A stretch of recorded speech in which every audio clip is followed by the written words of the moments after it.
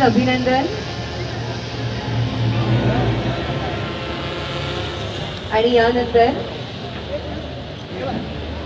Hello, यानंतर मी श्री चैत्राम पवार यांना आपलं मनोगत व्यक्त करण्याची विनंती करेन।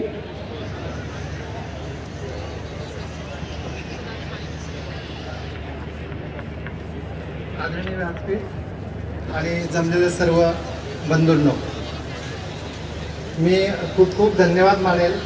वर्तमान महाराष्ट्र सरकारने तळागाळातल्या व्यक्तींना शोधलं आणि योग्य पद्धतीने निवड करून हा पुरस्कारने सन्मानित केला आहे। वनभूषण पुरस्कार घेताना पुढील काळामध्ये जास्तीत जास्त काम कसं करता येईल याची एक प्रेरणा मिळते आणि या प्रेरणेपर्यंत पोहोचवण्यासाठी ज्यांनी कोणी पाठबळ दिला आहे ते म्हणजे वनवासी कल्याण आश्रम, त्याबरोबर वन विभागातील गार्डपासून तर जिल्ह्याचे सगळे अधिकारी CCF लेवलपर्यंत सगळ्यांनी वेळोवेळी बारीपाडा आणि परिसरामध्ये काम करताना खूप मदत केली।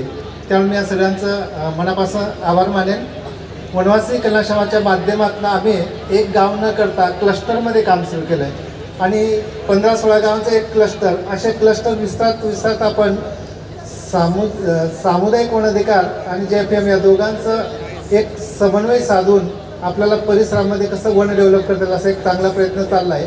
वनवासी कलाशावाच्या माध्यमातून आम्ही देशभरात जंगल, जल, जमीन, जन आणि पशुधन असे 5 बिंदूंवर आपण काम करतोय। हे 5 बिंदू असे आहेत की जे जनजाती समाजाला शाश्वत विकासाकडे नेऊ शकतात।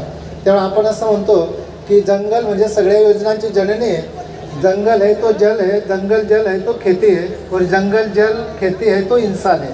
त्यामुळे माणसाला जगण्यासाठी भविष्यामध्ये पर्यावरणाचं जतन केल्याशिवाय पर्याय नाही। पर्यावरणाचं जतन केलं आपण, जंगल, जल, जमीन जर सुरक्षित केली तर आपलं भविष्य निश्चित चांगलं होईल। त्या दृष्टिकोनातनं हा सगळा जो पुरस्कार मिळाला, मी असं म्हणेल की हा खानदेशाचा गौरव आहे।